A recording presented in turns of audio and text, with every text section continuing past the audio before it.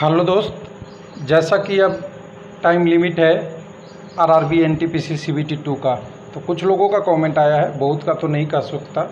General knowledge का क्या क्या टॉपिक आ रहा है, तो हमने यहाँ पे 11 टॉपिक सेलेक्ट किया है। हालांकि इसके अलावा भी आता है, क्या क्या टॉपिक आया है, कैसे आ रहा है। तो पहले हम डेट की बात करेंगे, फिर जीके वाली बात करेंगे। जीके क्यों इम्पोर्टेंट है? हालांकि हर टॉपिक इम्पोर्टेंट होता है, लेकिन यहाँ पे जीके 50 नंबर इसलिए इम्पोर्टेंट है। लेकिन यहाँ पे अनाउंस देखिएगा तो 12 से 17 तक हुआ है, लेकिन ये भी दोनों डिवाइड है। अगर सिंपल सी बात करें तो पहले 8 आरआरबी का नोटिस नंबर सीरियल नंबर 3 में, और सीरियल नंबर 4 में 13 आरआरबी का। तो बस 8 आरआरबी 13 आरआरबी, एक दिन में एक लेवल, लेवल 5 का एक दिन, लेवल 3 का एक दिन, लेवल 2 का एक दिन। वैसे ही इधर भी लेवल 5, लेवल 3, लेवल 2, ऐसा ही एग्ज़ाम है। और एक व्यक्ति का अगर तीनों लेवल क्वालिफाई किए हैं तो तीनों के एक ही दिन एग्ज़ाम होगा, जिससे क्या बढ़ेगा कंपटीशन, क्या होगा कट ऑफ पे असर। आधार कार्ड बायोमेट्रिक वेरिफिकेशन में ओरिजिनल क्यों मांगा है? तो फ़ोटोकॉपी नहीं मांगता है, जनरली ओरिजिनल ही ले जाना होता है। कुछ लोग फ़ोटोकॉपी ले जाते हैं, इसलिए उनके लिए बोल दिया है कि आपको ओरिजिनल लेके आना है। ओरिजिनल मतलब कहें तो आपका आधार कार्ड जो बना हुआ है उसको कलर में प्रिंट करके ले जाना है। कई लोग ले जाते हैं मोबाइल में या ये सब चीज़ें, उनके लिए ऐसा बोला है। हालांकि एग्ज़ाम पे जाने पे तो एग्ज़ाम देने दे जाएगा, लेकिन पहले आपको बता दिया गया है कि ले जाना है तो आप ले जाएं, बेहतर है। तो चलिए इसको हम तीनों को देखते हैं। तो क्या क्या हमें एक सोल्यूशन के टर्म में अगर आएंगे तो हमें 2-3 चीज़ें दिखेगा कि जो एग्ज़ाम से क्या हो रहा है। एक तो अगर 3 दिन लगातार पेपर होता है, कोई गैप नहीं है, जैसा कि पहले बोला था कि बीच में हम गैप देंगे एक लेवल के बाद दूसरे लेवल का, यहाँ कोई गैप नहीं है। हालांकि आपने नोटिस देखा होगा, कोरिजेंडम में दिया होगा कि पहले जो नोटिस आया था उसमें क्लियर लिखा हुआ था कि एक परीक्षा से दूसरे परीक्षा के बीच में सफिशिएंट गैप होगा। लेकिन हुआ क्या कि जब लेवल 6 और लेवल 4 का एग्ज़ाम हुआ तो वहाँ पे कैंडिडेट बोला कि मैं एक बार एग्ज़ाम देना है तो 5 बार एग्ज़ाम सेंटर जाना पड़ेगा। इसको भी ध्यान में रखते हुए रेलवे ने क्या किया है, एक बार में ही आपको एक बार एग्ज़ाम सेंटर पर पहुंच गए तो तीनों पेपर दे दीजिए। ये बहुत कठिनाई नहीं है। मैं बता दूं कि अगर 3 बार एग्ज़ाम देने जाएं और एक बार में तीनों दे के आएँ, दोनों में 3 बार एग्ज़ाम देने वाला कठिन है। यानी आपको 3 बार ट्रेन बुक करना पड़ेगा, 3 बार प्लानिंग करना पड़ेगा। उससे अच्छा है कि एक ही बार एग्ज़ाम हो जाए तीनों।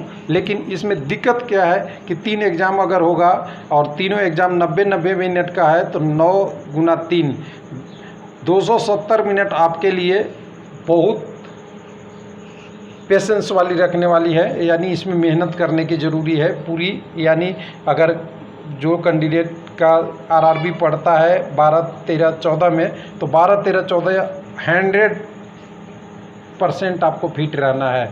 वैसे ही 16, 17 जून को आरआरबी 13 है, उनको भी 100% फिट रहना है अपने एग्ज़ाम शेड्यूल में। अगर तीनों में से एक मिस करते हैं तो एक एग्ज़ाम आपका गड़बड़ गया। और दूसरी चीज़ें कि अगर एक गड़बड़ चला गया तो उसको सोचना नहीं है, अगले दिन फिर एग्ज़ाम है, उसको अच्छा करने की कोशिश करना है। बस ये है कंसेप्ट। तो चलिए अभी चलते हैं जीके वाले पार्ट में, क्या क्या है टॉपिक। देखिए पहले तो मैं बता दूं कि डे और डेट बहुत इम्पोर्टेंट है। आर्टिकल, भारत के पड़ोसी राज्य, सेंसस, रिवर एंड डैम, जितने भी आर्टिकल या संविधान संशोधन हुए हैं, तो ये सब टॉपिक है। इसको कहाँ से पढ़ा जा सकता है? तो देखिए सबसे पहले तो मैं अभी एक चीज़ पे आऊँगा। कुछ लोग कहते हैं अपने वेबसाइट पे नहीं, विकिपीडिया है। आर्टिकल और संविधान से रिलेटेड यहाँ से आर्टिकल अच्छा कहीं नहीं मिलेगा, इसको आप ध्यान से रखेंगे। तो इसमें अमेंडमेंट ऑफ कॉन्स्टिट्यूशन और आर्टिकल वाला टॉपिक आपको यहाँ जहाँ जहाँ मिलेगा ना, ये सारा जो क्लिकिंग लिंक है एक बार आप पढ़ लीजिएगा, बहुत अच्छा इसका आपका रिस्पॉन्स मिलेगा जीके में। और जीके में 50 नंबर है, इसका एक बहुत मायने इम्पोर्टेंट रखता है एक चीज़। और इसको पढ़ने के लिए मैं विकिपीडिया का जब खोल लीजिएगा यहाँ पे list of amendment of constitution India, तो यहाँ पे 2 चीज़ और मैं बता दे रहा हूँ, कुछ लोगों को नहीं पता होता है थोड़ा। यहाँ पे इस वाले टॉपिक में आ जाइएगा, प्रीएम्बल जहाँ पे लिखा हुआ है भारत सरकार का, यहाँ पे सत्यमेव जयते हैं, यहाँ पे आइएगा। यहाँ पे देखिए 3 चीज़ें हैं, अमेंडमेंट, अपेंडिक्स और शेड्यूल और पार्ट। तो अगर शेड्यूल देख लिए तो अच्छी बात है, नहीं तो पार्ट और अमेंडमेंट ये दोनों अगर आप देख लेते हैं तो थोड़ा इससे आपको हिंट क्या मिलेगा, आपकी जीके स्ट्रॉन्ग ही होगा, कभी लूज नहीं हो सकता। इंपॉर्टेंट टॉपिक, रिलेटेड टॉपिक भी है, बहुत सारा है, ये विकिपीडिया में रहता है, बढ़िया है। लेकिन अमेंडमेंट की बात करें, मैं एक एग्जाम्पल दिखाता हूँ, बहुत दूर के नहीं जाएंगे, इसको शो कीजिएगा। तो देखिए अभी तक यहाँ पे क्या पढ़ सकते हैं आप, यहाँ पे देखिए कुछ पेज खुल गए। इस पेज में हमें बहुत सारी चीज़ें दिख रही है। इसे देखिए कई क्वेश्चन कैसे आते हैं मैं बता दूं थोड़ा, कि कहते हैं कि अभी तक कितने अमेंडमेंट हुआ है। 105 फर्स्ट अमेंडमेंट क्या था, सारी टॉपिक है। अब इस पे देखिए, इसको पढ़ने का तरीका मैं बता दूं। 105 आपको पढ़ना है तो इस पर क्लिक कीजिए। अगर कंप्यूटर में है तो इसको पूरा ओपन नहीं करना पड़ेगा, थोड़ी सी वहीं जैसे ही उस पर क्लिक करेंगे आपको ये दिख जाएगा इसमें कि 105वां कब हुआ था, यही डेट आता है। 105 अमेंडमेंट कब हुआ है, तो 105वां अमेंडमेंट का इन्होंने एक्ट 19 में हो गया है। और एक किसके लिए है, तो यहाँ पे देखिए यही आता है, special and educational backward class है आपका, एजुकेशनली बैकवर्ड क्लास के बारे में है, जो अदर बैकवर्ड क्लास को स्टेट लेवल में जो होगा उसके रिगार्डिंग है।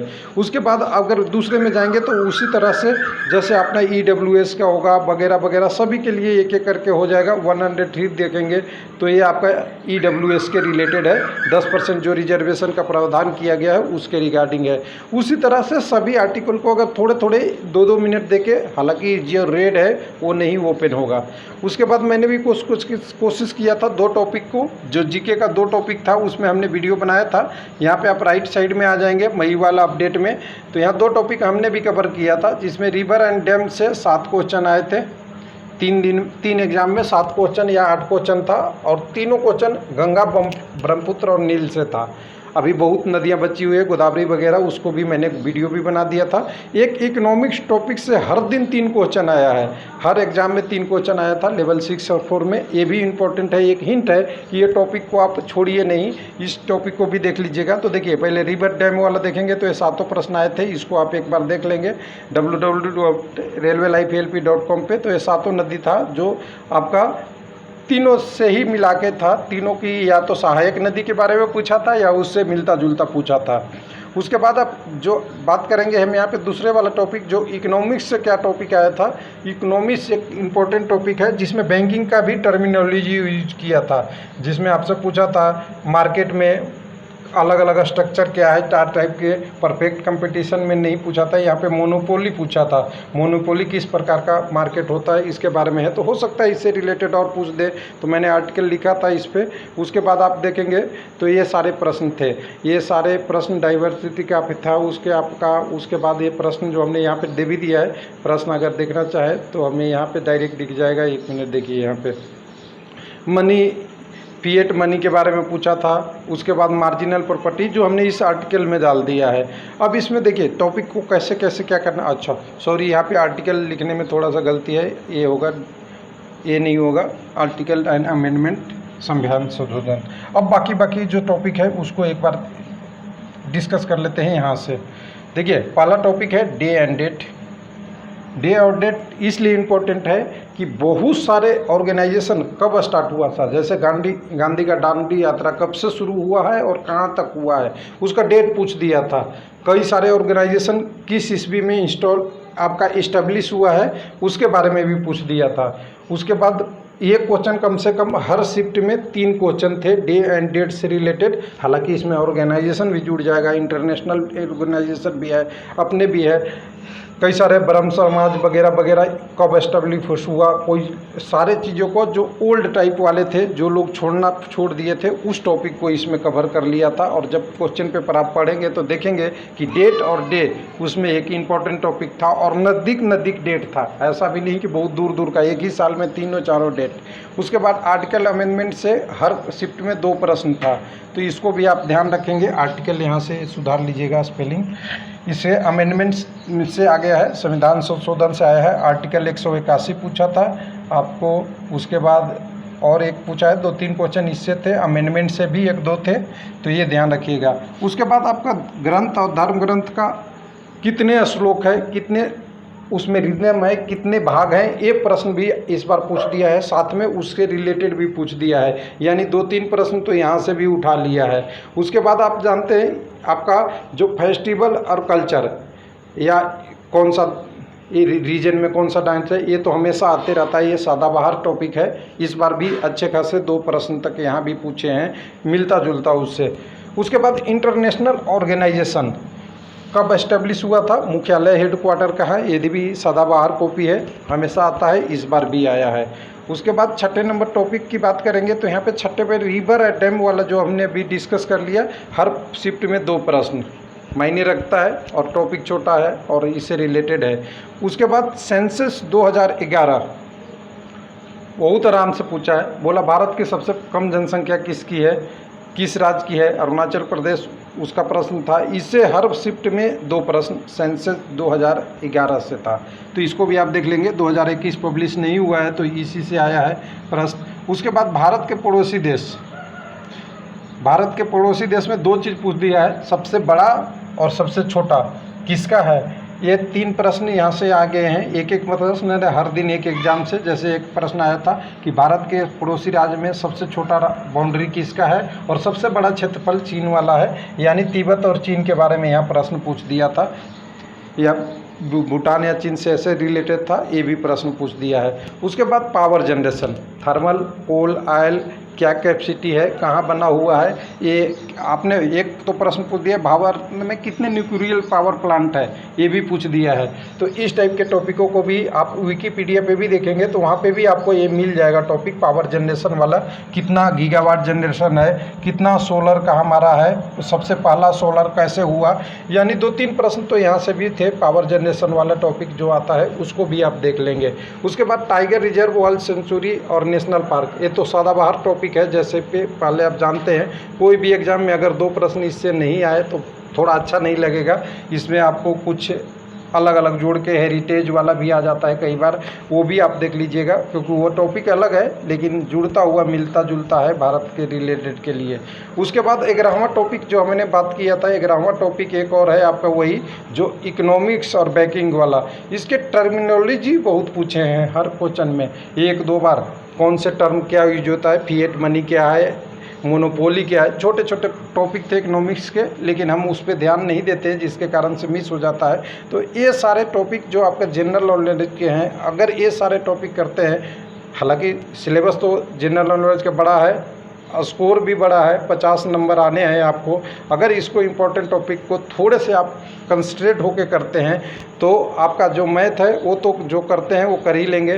रीजनिंग है उसमें थोड़ा मेहनत है, आपको करना पड़ेगा, क्योंकि CBT 2 में रीजनिंग थोड़ा सा डिफ़िकल्ट आता है।